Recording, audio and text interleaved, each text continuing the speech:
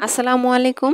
আজকের ভিডিওটা অনেক গুরুত্বপূর্ণ, তাই কেউ স্কিপ করবেন না, সম্পূর্ণ ভিডিওটি দেখবেন।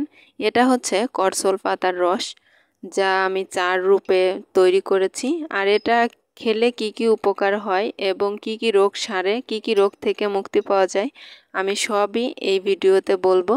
তার আগে বলি যে রোগ নেই বলে জানার প্রয়োজন নেই, আসলে এমনটা কিছু নয়। রোগ হতে সময় লাগে না, আর এই বিষয়টা বাংলাদেশে এখনো অনেকেরই অজানা। তাছাড়া বিষয়টা জেনে রাখলেও কোনো ক্ষতি নেই। আর এখন ঘরে ঘরে ডায়াবেটিক্সের রোগীরও অভাব নেই। আমি যতদূর জানি প্রত্যেকটা ঘরে একজন করে হলেও ডায়াবেটিক্সের রোগী আছে। এটা মূলত হচ্ছে ক্যান্সার রোগের ওষুধ হিসাবে খুবই কার্যকরী। বিশেষ করে এর ফলটা, এবং ফল তো সবসময় পাওয়া যায় না। যখন ফল না থাকে তখন পাতাটার চাহিদা বেশি থাকে, এই সময় পাতাটাই বেশি খাওয়ানো হয়। আর নিয়ম করে খেলে রোগটা নিয়ন্ত্রণে চলে আসে। এখন আমি ফলটা আপনাদেরকে দেখিয়ে দিচ্ছি। এখন হচ্ছে মাত্র কিছু ফুল আছে এবং ছোট ছোট মাত্র ফল বের হচ্ছে। বৃষ্টির সময়টা চলে যাবে, এর পর্যায়ে ফলটা বড় হবে, পাকবে। একটা ফল 1 কিলোর উপরে হয়ে থাকে, দেখতে অনেকটা আতা ফলের মতো। আর যার কারণে ফলটার নাম অনেকেই বলে ননি ফল বা টক আতা, হালকা একটু টক লাগে এই কারণে, তবে ফলের মূল্য অনেক বেশি। এখন আমি কিছুটা পাতা ছিঁড়ে নিয়ে যাচ্ছি আপনাদেরকে কিভাবে রোগীকে খাওয়াতে হবে সেটা আপনাদেরকে দেখাবো বলে। তো আমাদের বাড়িতে 4-5টার মতো গাছ আছে, এর ফল থেকেও চারা তৈরি করা হয়। আর আমি ট্রাই করছি যে কলম দিয়ে কোনো চারা তৈরি করা যায় কিনা, তাই এখানে আমি গোড়ায় কয়েকটা কলম দিয়েছি। আর ওদিকে চারার গাছও আছে। এখন আমি এই পাতাগুলো ভালো করে ধুয়ে নিচ্ছি। মূলত এই পাতার রসটা এবং ফলে কাজ করে হচ্ছে ক্যান্সার রোগীর কেমোথেরাপির বিকল্প দিক হিসাবে।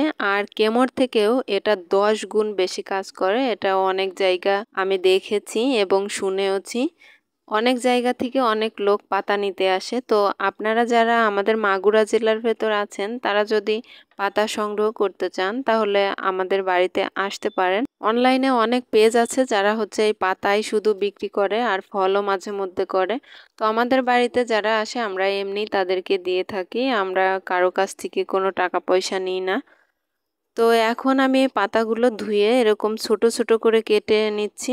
আপনারা চাইলে কিন্তু এটা ব্লেন্ড করেও নিতে পারেন, ব্লেন্ড করলেই সব থেকে ভালো কাজ হয়। তো আমি এটা কিন্তু রান্না করব, আপনারা চাইলে এটা ব্লেন্ড করে জুসের মতো খাওয়াতে পারেন রোগীকে। আমি এখানে 10-12টা পাতা নিয়ে নিচ্ছি, আর 10-12টা পাতা আমি ছিঁড়ে নিচ্ছি। এখন একটা কড়াইয়ে পরিমাণ মতো পানি দিয়ে দিচ্ছি, যতটুকু পরিমাণ পানি আমার লাগবে ততটুকু পরিমাণ, তার থেকে হালকা একটু বেশি দিলেও ক্ষতি নেই, কারণ জাল করতে হবে। চুলাটা অন করে দেওয়ার পর পানির কালারটা কিন্তু চেঞ্জ হয়ে গিয়েছে। আপনার ক্যামেরাতে কম দেখতে পাচ্ছেন, তো অনেকটা কালার কিন্তু চায়ের কালার হচ্ছে। তো এভাবে যতক্ষণ না পর্যন্ত চায়ের কালার না আসছে ততক্ষণ আমি জাল দিব। বেশি সময় লাগবে না, 3-4 মিনিটের মতো জাল করে নিলেই হবে।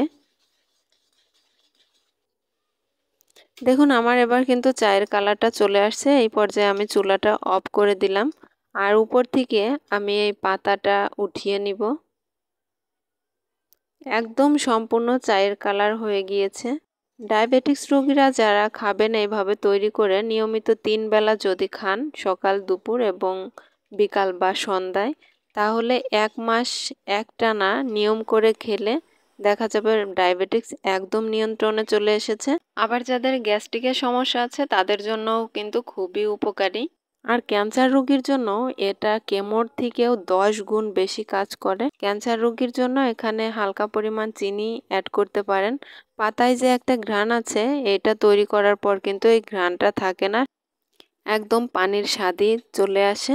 তো চিনিটা অ্যাড না করেও শুধু এইভাবে তৈরি করে খেলেও হবে, কোনো সমস্যা নেই। তো এই ছিল আজকে আমার আয়োজন। কেমন লেগেছে অবশ্যই কমেন্ট করে জানাবেন, আর কে কোথা থেকে দেখছেন সেটাও কমেন্টে জানাবেন। ভিডিওটি শেয়ার করে আপনার কাছের লোকজনদের দেখার সুযোগ করে দিবেন। আর আমার চ্যানেলে নতুন হয়ে থাকলে চ্যানেলটা সাবস্ক্রাইব করে রাখার অনুরোধ রইল। দেখা হচ্ছে পরবর্তী ভিডিওয়। ভালো থাকবেন, সুস্থ থাকবেন। আল্লাহ হাফেজ।